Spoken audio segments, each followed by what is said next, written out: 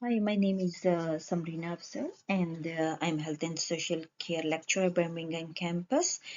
Today, I'm going to make the presentations regarding the Personalized Care and Social Prescribing module, and the module code is 5023. So today's I will describe all the lectures from week 1 to week 5. Let's have a look on to the next slide. Let's have a look about the session 1 that is basically related to the assessment unpacking. So let's have a look about the learning outcomes of the session 1. So during this session, we will go through what this module will cover. We will also have a look about the assessment unpacking. We will go through the in more explanations about the assessment 1 extended guidelines. And briefly we will also discuss about the assessment 2, that is the literature review. And finally, we will have a look about the grading criteria for assessment 1 and 2. Let's go to the next slide. So let's have a what will this module will cover throughout the semester 2. First of all, we will go through the principles and practice of personalized care. This module will also we have to have a look about the holistic care provision, and then we will go through the assessment and support planning for individuals and communities. And further, we'll go through the role of social prescribing interventions for universal model of personalized care. Then we will have a look integrated care system. And finally, we will discuss about the interdisciplinary working. So let's talk about the assessments for this module, personalized care and the social prescribing. During this module, the students have to be complete two different type of the assignments. One is a group presentation and the second one is literature review. The group presentation is comprises of total 15 minutes, where the students need to present their work about the specific topic for about 10 minutes, and further he has to defend his topic by answering the specific type of the question that the lecturer will ask during the presentation time, and it will be total comprises of the 5 minutes.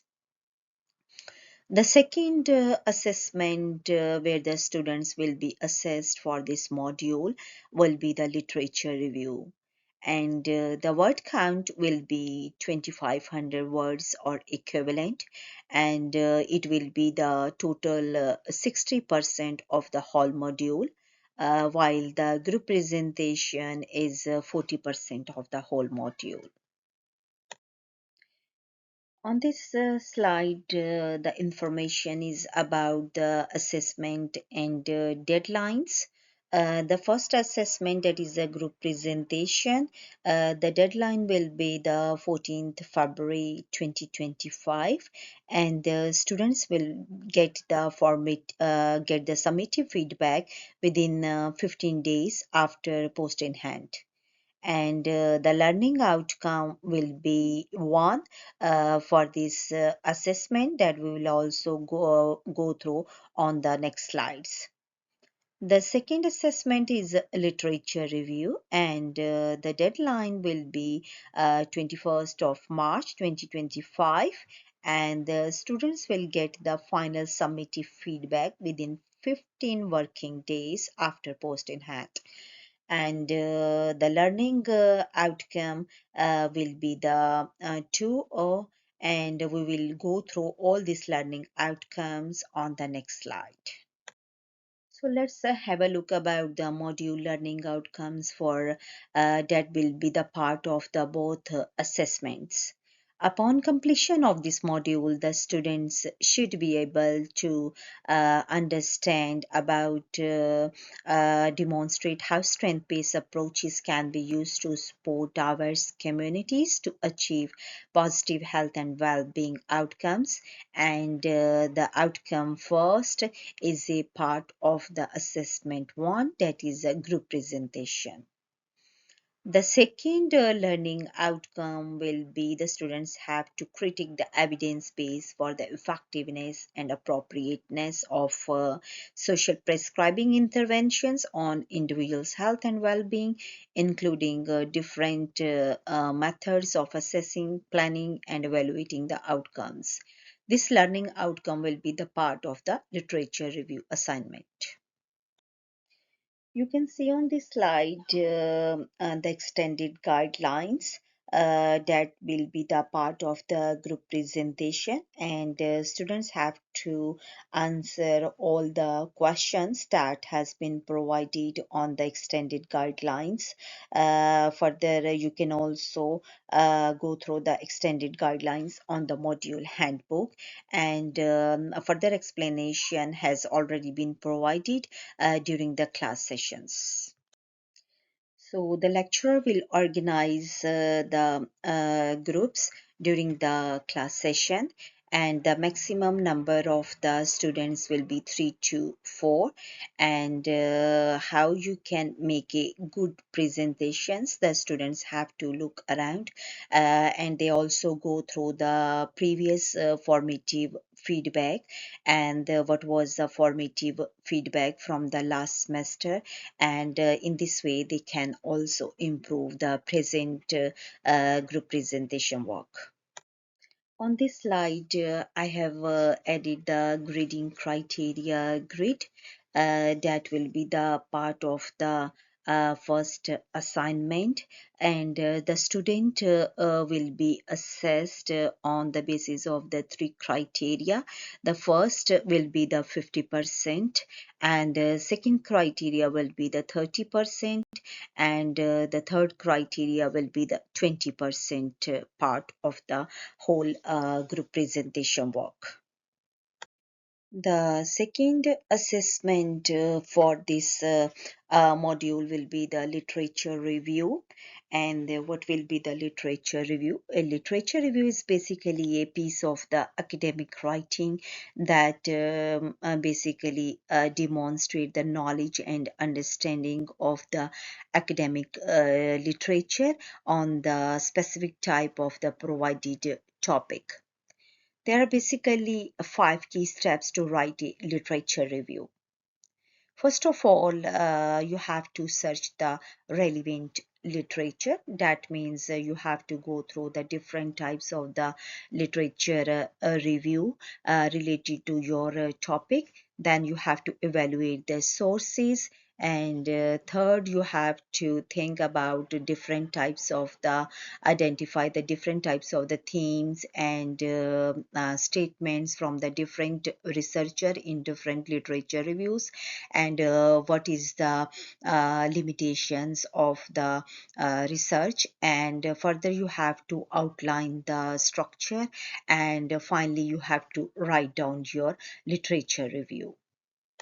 So what will be the basic structure that the students can follow for writing the literature review? Basically, for writing the literature review, the students have to follow the standard essay structure that includes the three parts. First will be the introduction, second will be the main body, and the third will be the conclusion part as well.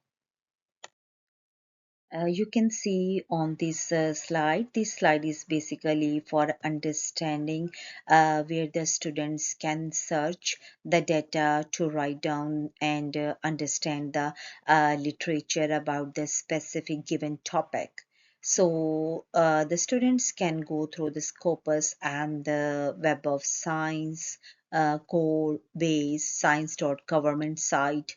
They can also find the literature review on by searching on the Science Direct or the PubMed, and finally they can also find the data related to their specific given topic for writing the literature review by searching the online LTU sources. On this slide, I have added the grading criteria grid for the literature review. That is the final assessment for this module, and the students will be assessed on the basis of the three criteria. And the first will be the 40%, and second will be also the 40%, while the last, that is the use of the academic literature, written communication, and accurate referencing style, and it is a 20% part of the whole grading criteria grid. On this slide, I have added some links related to the extended guidelines for both assessment, that means assessment 1 and assessment 2. And please, you can also go through on the Moodle to approach both these links, and further extended guidelines have already been discussed regarding the assessment 1, that is a group presentation, and further information related to the assessment 2 guidelines, extended guidelines will be provided during the next sessions. So let's have a look about the session 2, that is community-based solutions. In detail, we will go through on the next slides. On this slide, I have added the session 2 learning outcomes, that is basically linked to the group presentation work. So first of all, explain the community-centered approaches for health and well-being. And second learning outcome is identify issues in relation to health and well-being. And third is explain how communities can be engaged to implement the social prescribing. The final learning outcome of the session 2 is identify the opportunities provided when delivering the community-based solutions. That means what type of the opportunities they can get when the community-based solutions are delivered in the specific community. So on this slide, we have to go through what is a community. Community is basically a group of the individuals or people who are having the specific similar type of the characteristics within that group. For example, a group of the patients that receiving the same type of the diabetic interventions. You can say the people who are having or receiving the same type of the diabetic interventions, they will be considered as the specific community on the basis of the diabetic interventions. Similarly, if the people, a group of the people who are having the diabetes, they will they will be a part of the specific group, and that group that having the all the diabetic patients can also be considered as a community. On this slide, different data related to the health and well-being issues in the specific area, that is the Leeds inside the UK, has been added, and this is basically for understanding of the different type of the issues that the people are facing regarding the health and well-being in Leeds community. On this slide, you can see how the different type of the organizations inside the Leeds community are working together to tackle different type of the health issues. That basically the basic purpose of tackling of different type of the health issues is to provide the health protection inside the Leeds community. If you see the example of tackling the antibiotic resistance, because antibiotic resistance has become a major issue in our community, because when the people are taking the antibiotics for a long term, then that patient will have to face the antibiotic resistance. So the Leeds community is working in partnership to improve the appropriate how the people can use the antibiotic in a appropriate manner, and these organizations are also working partnership in order to protect their effectiveness in the future. So that's why this basic purpose of this organization is to tackling the antibiotic resistance inside the Leeds community. If you can see another example of air pollution, and how the air pollutions can be prevented inside the Leeds community, and how they will be helpful for improving the health and well-being. So further we will have a look on the next slides. On this slide is basically the importance of the connections between the community members, and how they can provide the opportunities to improve the health and well-being of the community. If we see the statistical data, the 26% of if the people are having the loneliness, and it will result to the premature mortality rate.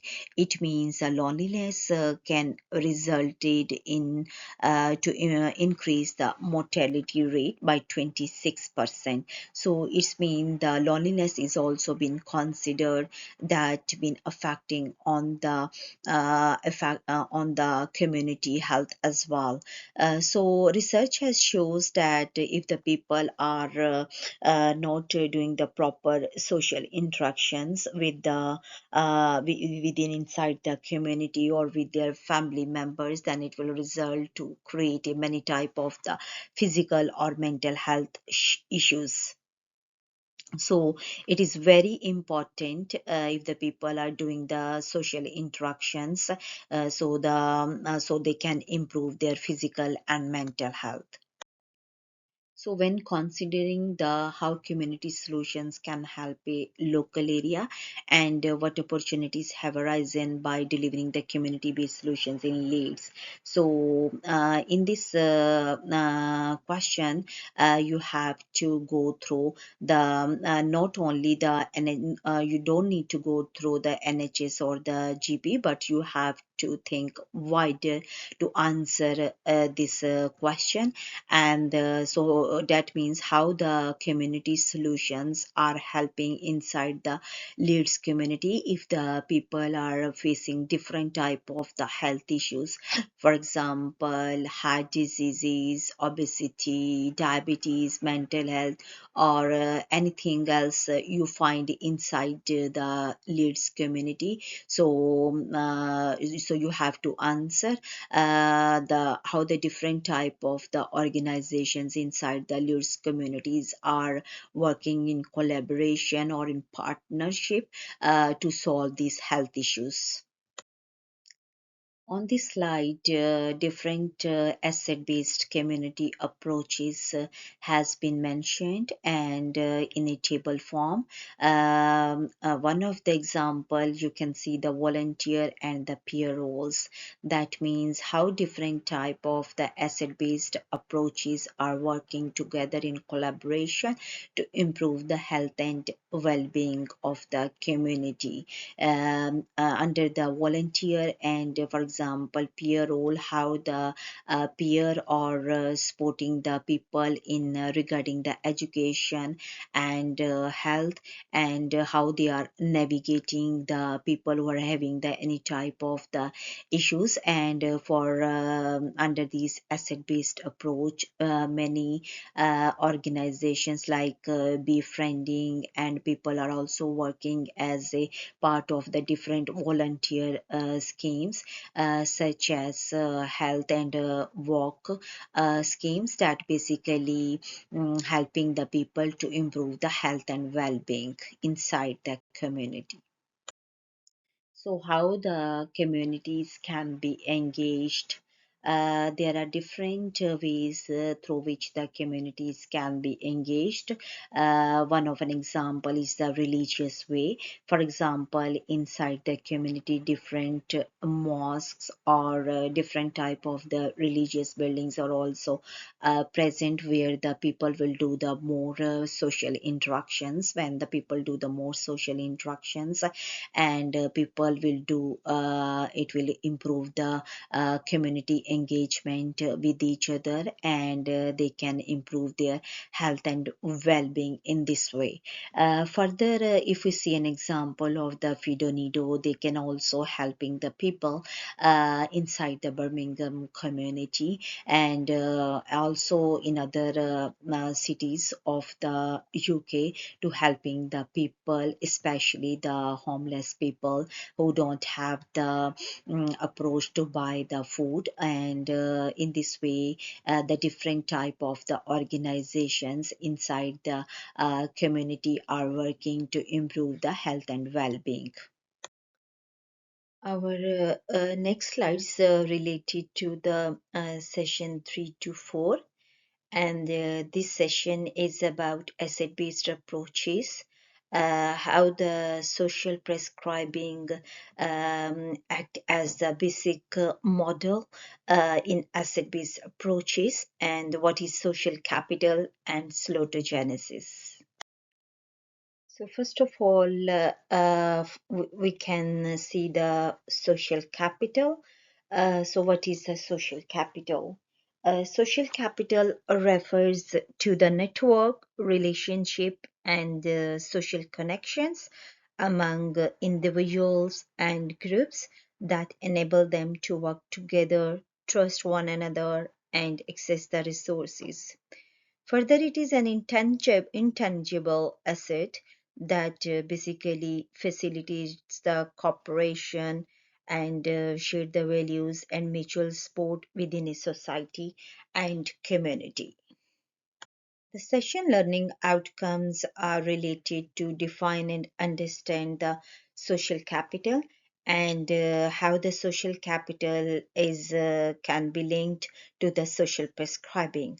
The second session learning outcome is to define and describe the slotogenesis, and how the slotogenesis will be in the context of social prescribing. You can see on this slide, there are basically three forms of the, or you can see the categories of the social capital. One is bonding social capital, second is bridging social capital, and the third one is linking. So what is bonding social capital? So bonding social capital is basically the strong ties between the family members or the friends, and bridging social capital basically connects between the diverse groups. And last one is basically that is the linkages, and or you can say the linking social capital.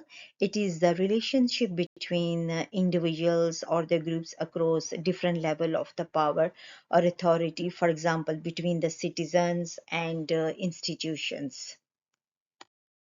On these slides, you can see what is the social capital in the context of social prescribing. So basically, the community enhanced social prescribing is a new model of the social prescribing that basically involve in the engagement of the community and organizations, and the basic purpose of this model is to improve the both community and individual well-being as well. Finally, we will discuss about the concept of the salutogenesis. Salutogenesis has been derived from two words. Salute is a Latin word that means health, and genesis means origin. Salutogenesis theory basically help to understand about those factors that basically help to maintain and improve the health and well-being. It is basically opposite of the pathogenesis, because the pathogenesis involves to understand those factors that are the basic the causes of the diseases. So the salutogenesis is completely opposite to the pathogenesis concept.